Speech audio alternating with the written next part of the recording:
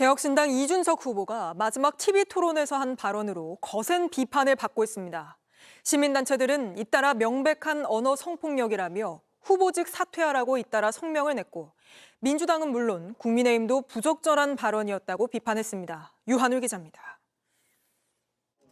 문제의 발언은 이준석 개혁신당 대선 후보가 여성 혐오에 대해 질문하는 과정에서 나왔습니다. 만약에 어떤 사람이 여성에 대해 가지고 얘기할 때 여성의 그러면 이거는 여성 혐오에 해당합니까? 아닙니까? 그건 뭐 답변하지 않겠습니다. 이재명 민주당 후보의 아들로 추정되는 인물과 관련된 의혹을 우회적으로 공격하기 위한 질문이었습니다. 그냥 뭐 안타깝다 이 정도 하겠습니다. 이 후보는 그러면서도 대한민국의 비전을 전해야 할 대선이 입에 올릴 수도 없는 혐오의 언어로 채워지고 있다는 글로 이준석 후보를 겨냥했습니다. 직접 질문을 받았던 권영국 민주노동당 후보는 이 후보를 거세게 비판하며 사퇴를 요구했습니다. 상대방을 공격할 때 자기 최소한의 도덕적인 기준도 이제 없는 거죠. 상대방을 죽이고 악마화하고 나쁜 후보로 만드는데 전력을 기울인.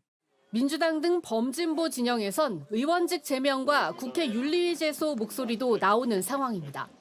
이 후보와의 단일화를 노리던 국민의힘 역시 부적절하다는 입장을 분명히 했습니다. 적절치 못한 발언이라고 생각하고 있습니다. 여성 시민단체 등은 이 후보의 발언을 명백한 언어적 성폭력으로 규정했고, 공직선거법, 정보통신망법 위반 등의 혐의로 이 후보에 대한 고발도 잇따르고 있습니다. JTBC 유한울입니다. 이렇게 비판이 쏟아졌지만 이준석 후보는 순화해서 말할 방법이 없다거나 진보 진영의 위선이라고 맞섰습니다. 유세중 지나가는 시민까지 항의하자 결국 사과를 하긴 했지만 정당한 질문이었다는 주장을 굽히지 않고 있습니다. 김필중 기자입니다. 이준석 개혁신당 후보 여성 신체를 언급한 발언이 논란이 되자 오늘 아침 소셜미디어에 입장을 밝혔습니다. 방송인 점을 고려해 최대한 정제해 물었다며, 그런데도 답을 유보한 건 민주 진보 진영의 위선이라고 주장했습니다. 권영국 민주노동당 후보가 이재명 더불어민주당 후보 아들에 대한 질문이라 피했다는 취지입니다. 하지만 비판은 전방위적으로 쏟아졌고 유세중 시민으로부터 항의까지 받았습니다. 그리고 유권자들에게 사과하실 필요가 없어요. 제가 질의응답 중이니까요. 나중에. 죄송합니다. 결국 이 후보는 사과했습니다. 불편한 국민들이 있을 수 있다는 것은 저도 알고 있었고, 그리고 그에 대해 가지고는 제가 심심한 사과를 하겠습니다. 그러면서도 최대한 순화해 질문한 거라고 했습니다. 순화해가지고 제가 표현한 것이고, 그에 대해서 어떻게 더 순화해야 될지는 잘 모르겠습니다. 그런 언행이 만약에 사실이라고 한다면은 그것은 충분히 검증이 필요한 사안이다. 2017년 대선 때 심상정 당시 정의당 후보가 홍준표 당시 자유한국당 후보의 자서전에 있던 돼지발정제를 지적한 걸 언급하며 왜 기준이 다르냐고 하기도 했습니다. 같은 기준을 놓고 본다면 저 개인에게는 돼지발정제가 굉장히 충격적인 그 당시에 용어였거든요. 그러니까 저는 그런 잣대라는 것이 그냥 고무줄 잣대가 돼서는 안 된다. 이 후보는 자신에 대한 고발에 맞대응도 예고했습니다. JTBC 김필주입니다. 일단 다시금 저희가 강조해서 말씀드리건데, 이준석 후보가 오늘 얘기했던 것처럼 어제 토론에서 불편함을 끼쳐드려서 죄송하다는 말씀을 다시 한번 강조하는 바입니다. 그러나 한 가지 정말 명확하게 말씀드리고 싶은 것은 이준석 후보가 지어내서 한 말이 아닙니다. 이준석 후보가 없는 사실을 만들어내서 한 말이 아닙니다. 2021년에도 이재명 대통령 후보가 해당 게시판에 쓴 글, 그리고 해당 아들의 어떤 논란에 대해서 직접 사과한 바 있기 때문에 누군가를 지칭하지 않고 진보 진영, 민주노동당과 민주당에 대해서 혹시나 그런 기준이 아직도 일관되게 유지되고 있느냐, 대통령이 된다면 가족들의 문제에 대해서 박절하게 처벌하고 엄한 기준을 적용할 수 있느냐에 대해서 저희는 물은 것이라고 다시 한번 말씀드리고 싶고요. 민주당과 다른 당에서 비판은 저희가 공세라고도 여겨지면서도 또 국민을 대표하시는 공당들이기 때문에 겸허히 듣겠다는 말씀도 드립니다. 예. 과거에 지금 이기인 최고위원께서 말씀하신 것처럼 과거에 관련 문제에 대해서 사과한 바 있다고 했고, 이준석 후보도 역시나 마찬가지입니다. 그 토론 과정에서 그 관련 설화에 대해서 이재명 후보가 사과했다라고 얘기를 했습니다. 그럼에도 불구하고 왜 그 발언을 굳이 다시 꺼내서 이게 사실 그 전 국민이 보는 토론 아닙니까? 지금 아까 우리가 초입에 봤듯이 전체 시청률이 20%가 넘는 TV 토론이었고 어린 아이들도 보는 토론 현장에서 굳이 그 발언에 대해서는 충분히 다른 말로 얘기할 수 있습니다. 과거의 설화라든지 아니면 가족 간의 문제에서 발생한 설화, 뭐 충분히 그 표현 직설적인 표현을 쓰지 않아도 충분히 대화가 가능하고 문제제기 가능한 부분이거든요. 그럼에도 불구하고 자기가 한 발언이 아니라는 이유로 남이 한 발언을 갖고 왔기 때문에 괜찮다라는 식의 변명은 이건 저는 그 정치인으로서의 태도가 부적절하다고 생각하거든요. 그러니까 정말 대통령 선거에 나오고 대통령을 꿈꾸는 사람이 본인의 발언은 결국 본인의 입을 통해서 나왔다면 그 발언의 근원지가 누구이든 간에 결국 그 사람의 입을 통해서 나온 겁니다. 전 국민을 향해서 그 사람의 입을 통해서 나온 발언이라면 그 발언에 대한 무게감, 책임감을 느낄 수 있는 정치인이어야 되는데 끝까지 변명하는 모습들을 보이는 것 같아서 안타깝다는 말씀 드리고 싶습니다. 네.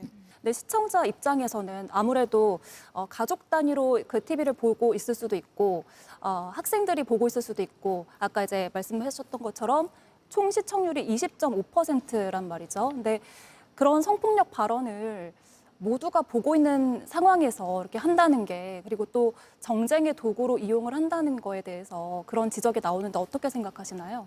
네, 이재명 후보 관련해서는 친족 대상 욕설 논란에서 이미 여성 혐오적인 발언이 아니냐라는 여러 가지 논란들이 지난 대선 때도 있었습니다. 아마 이런 부분들을 이준석 후보가 이번에 지적을 하고 싶었던 것 같은데요. 다소 그 인용 과정에 있어서 적나라했던 면들 그리고 지금 터부시되고 있는 부분들을 꺼내왔기 때문에 이것이 또한 정치적인 책임으로 이어질 수 있는 부담이 된 상황입니다. 하지만 이준석 후보가 정치를 지금까지 줄곧 해오셨던 것들을 볼 때, 경력들을 볼 때는 어떠한 이런 발언에 대한 책임을 전제로 하고 이런 발언들을 다소 전략적으로 활용했을 수도 있겠다라는 생각이 들고요. 결국에 핵심은 그 발언을 처음에 누군가가 했느냐에 대해서 국민들이 관심을 가지시기를 바라는 마음에 그런 발언을 한 게 아닌가 싶습니다. 네, 이 어제 발언을 이제 학생들도 보고 있고 여러 국민들이 보고 있는데 그게 전략적 선택이라고 해서 그런 발언들을 했을 때 그걸 듣는 시청자 입장에서는 그게 적절했을까요? 그래서 이게 대선 토론장에서 하기에는 부적절한 언어였다. 말씀하셨듯이 우회적인 표현이라거나 다른 방식으로도 지적을 할 수 있었을 텐데요. 그래서 이런 부분에 대해서 국민의힘 측에서는 계속 비판을 하고 있습니다. 예. 자, 이게 법적인 공방으로까지 이어질 것 같습니다. 시민단체가 정보통신망법, 아동복지법, 공직선거법 위반 혐의 등으로 이준석 후보를 고발한 상태고요. 이준석 후보는 오늘 오전에 정치적 고소 고발이다라고 규정을 했고 무고로 맞대응하겠다라는 입장을 냈습니다. 무고로 맞대응이 지금 이루어지고 있습니까? 어떻습니까? 무고로 맞대응이 뭐 접수된 것은 제가 확인을 하지 못했고요. 최근에 이제 뭐 거북선 발언이라든지 민주당에서 계속해서 고소 고발을 다른 후보들에게 난무하고 있는 것 같은데 이번도 마찬가지입니다. 물론 인석 후보가 인정한 부분은 사과한 부분도 분명히 있지만 이걸 가지고 또 오히려 정략적으로 이용을 하면서 마치 이준석 후보가 지어낸 말인 것처럼 포장을 해서 그렇게 뭔가 고소를 한다라면 당연히 무고로 맞대응해야 된다고 저희도 생각을 하고 있습니다. 예. 자, 그리고 개혁신당의 당원들 탈당이 이어지고 있다 이런 보도가 나왔는데 사실관계를 좀 확인해 보죠. 실제로 개혁신당 게시판에는 여러 글들이 올라오고 있습니다. 이준석 후보에게 실망했다. 탈당을 요청한다. 건전한 보수로 커가길 기대했다. 1, 2차 토론 당시에도 혼란스러웠지만 젊은 혈기가 있다고 위안을 삼았다. 그런데 마지막에 귀를 의심하지 않을 수 없었다라는 글들이 올라오고 있습니다. 개혁신당에선 탈당 속출이라는 것은 사실과 다르다라는 입장을 냈죠. 그러니까 입장이 아니라 저희가 직접적으로 데이터를 확인을 해보니까 저희 개혁신당의 게시판이라고 하는 것이 당원이 아니어도 게시판 회원 등록이 가능하면 글을 쓸 수 있기 때문에 대부분 비당원의 게시글로 확인을 했습니다. 오히려 어제 하루만 해도 약간 1,000명 정도의 당원이 늘었고요. 오늘 오전만 해도 200~300명 정도의 당원이 오히려 늘었고 또 어저께부터 지금까지 탈당한 인원이 한 50명 정도 되는데 그것은 다른 날짜의 평균 수치와 비슷하기 때문에 탈당이 속출하고 있다는 것은 사실과 다르다는 말씀을 드립니다. 예.